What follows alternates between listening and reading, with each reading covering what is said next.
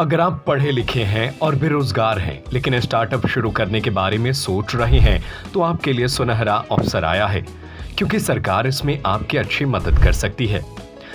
खास करके अगर आप फूड प्रोसेसिंग यूनिट लगाते हैं तो 10 लाख तक की सब्सिडी मिल सकती है।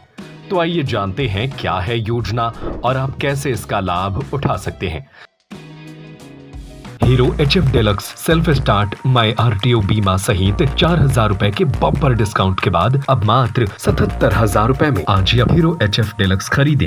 सरकार की आत्मनिर्भर भारत योजना के तहत उद्यमी दाल मिल, राइस मिल, ऑयल मिल, बेकरी उद्योग, पापड़ उद्योग, बरी उद्योग, अचार, केचप प्लांट या कोई भी खाने से संबंधित प्रोसेसिंग यूनिट को आप स्थापित करते हैं तो इसका लाभ मिलेगा। सागर में पिछले साल इस योजना में 60 यूनिट स्थापित करने का लक्ष्य रखा गया था, जिसमें 50% यूनिट पूरी तरह से संचालित हो रही हैं, बाकी में काम चल रहा है। इसी रिस्पांस को देखते हुए सागर को इस बार 2024-25 वित्त वर्ष में 204 यूनिट लगाने का टारगेट दिया गया है। सागर में वरिष्ठ उद्यानिकी अधिकारी RD चौबे बताते हैं कि जो भी बेरोजगार युवा अपनी यूनिट स्थापित करना चाहता है, सबसे पहले उसे एक प्रोजेक्ट तैयार करना होगा। वह किस तरह का खाद्य से जुड़ा उद्योग शुरू करना चाह रहा है, उसमें कितना इंफ्रास्ट्रक्चर आएगा, क्या लागत होगी, किस तरह से काम करेगा। इस तरह का एक प्रकरण तैयार कर उद्यानिकी विभाग के DRP नियुक्त किए गए हैं। उनसे संपर्क करने के बाद बैंक में इसको प्रस्तुत कर सकते हैं। इसमें फायदा यह होगा कि सरकार 10 लाख तक का या फिर लागत का 35% अनुदान देगी। साथ ही 3% एग्रीकल्चर इंफ्रास्ट्रक्चर फंड से दिया जाएगा, जिससे उसका ब्याज 3% कम हो जाएगा।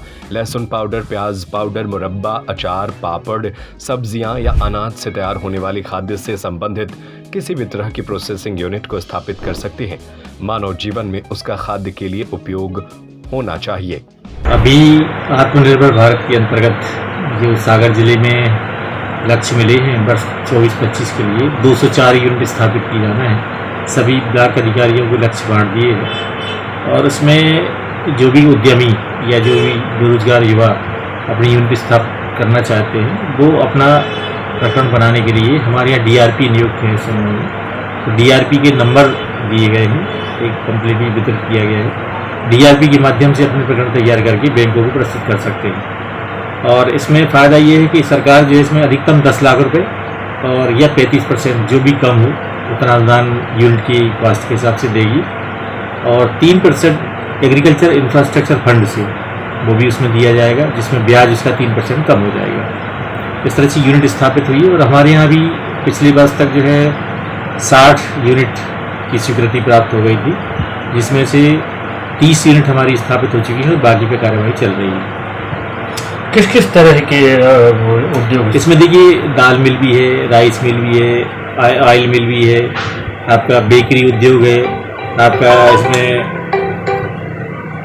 वो भी है, पापड़ है, बरी है, प्रोसेसिंग यूनिट कोई भी हो खाद्य से संबंधित है, कोई पाउडर बनाने की, लहसुन पाउडर है, प्याज का पाउडर बनाने की इकाई है, अचार, मुरब्बा, यानी जो फल सब्जियों से प्रसंस्कृत इकाइयाँ या अन्य अनाजों से जो प्रसंस्कृत इकाइयाँ स्थापित की जाती है वो सभी इसमें शामिल हैं। बस उसका मानव जीवन में खाद्य के लिए उपयोग होना चाहिए। क्या सर, एक तरह से देखा जाए तो क्या योग्यता होना चाहिए किसान की? कुछ नहीं, उसको कम से कम किसान 18 वर्ष से कम ना हो, पढ़ा लिखा हो, जो समझ सके उन सब चीज़ों को और उसको उस क्षेत्र में रुचि हो।